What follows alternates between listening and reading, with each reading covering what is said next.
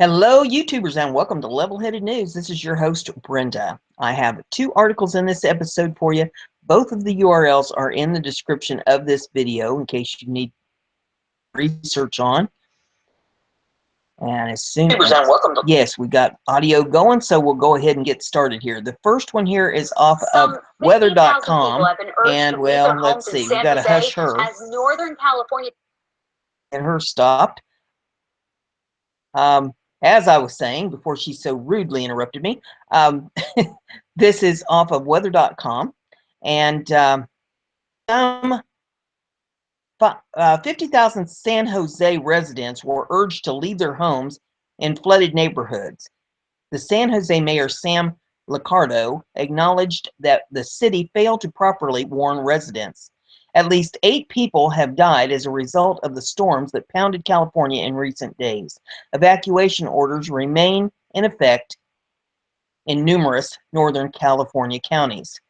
Some 50,000 residents have been urged to leave their homes in San Jose as Northern California continues to deal with record flooding. The mayor of the city came forward Wednesday and acknowledged that the residents were not properly notified to evacuate during the emergency. First time a resident is aware that they need to get out of their home is when they see a firefighter in a boat, Mayor Sam Liccardo said at a news conference. We are assessing in that failure. We've got to address the needs of the families who have been displaced first, he added. We have a lot of time to analyze what went wrong. Resident Sandy Mole said that she had prepared for about a foot of water, but the flooding spilled over sandbags stacked 3 feet high and broke down her back door. Mole told the Mercury News that she was angry at the lack of warning. She said, it's the lack of information and forewarning when they had to have known. They never even said you need to prepare for a major flood.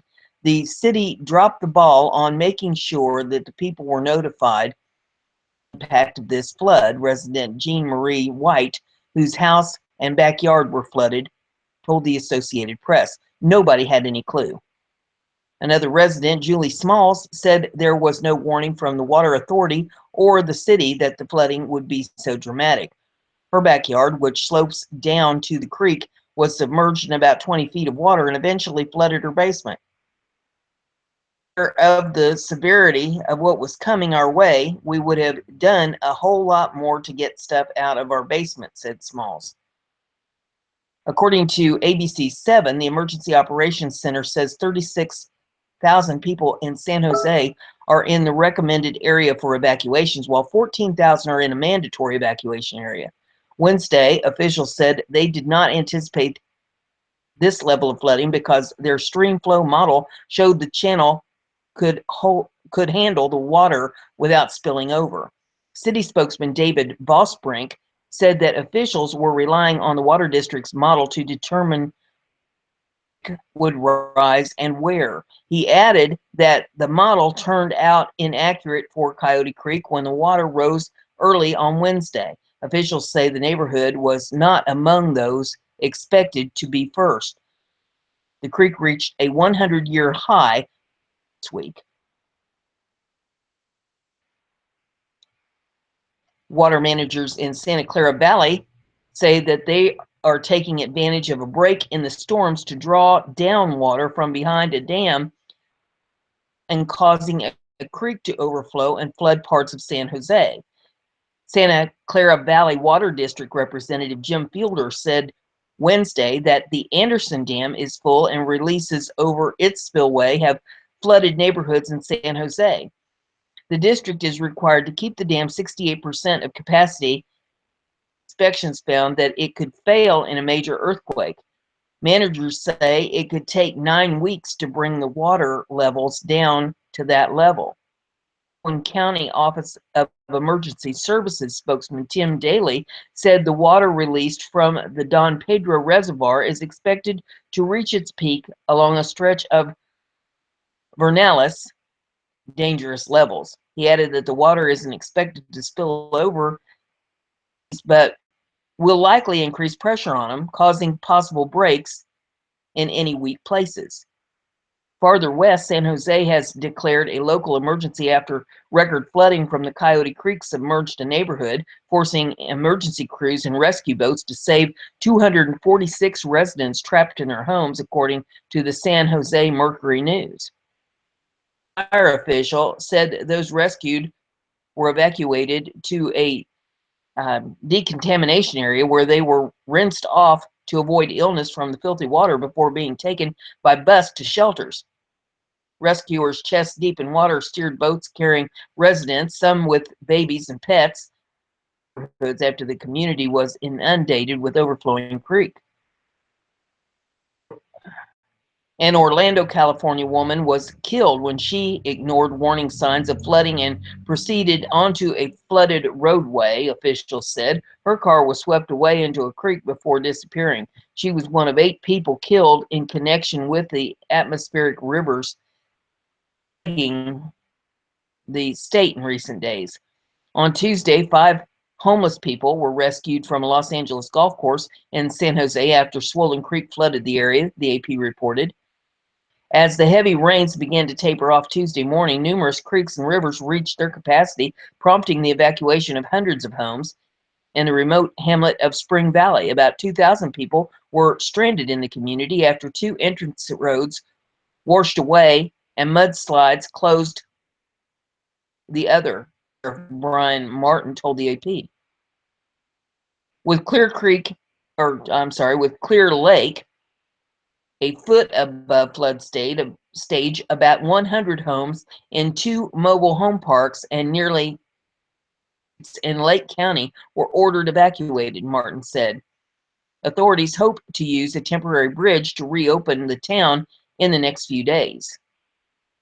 Levee break along the San Joaquin River prompted an evacuation order for Monday. 100 people near Manteca County, authorities said. The hole in the levee was filled late Monday night, temporarily halting the leak, but the evacuation order remains in effect. Where the heavy rains recently damaged the reservoir spillway and forced the evacuation of nearly 200,000 people, officials say waters are receding behind the dam is at 81% capacity with room for incoming runoff. And there's some pictures and some video and stuff in this if you want to pull it up to take a look at it. The next one is off of Breitbart. Scientific American blames climate change for the Oroville Dam crisis. Let's get this up and see what it has to say. For the hamster to catch up to me here. There we go. Little by little. Scientific American published an article Monday claiming that climate change is to blame for the ongoing Oroville Dam crisis due to engineering calculations made that did not anticipate global warming.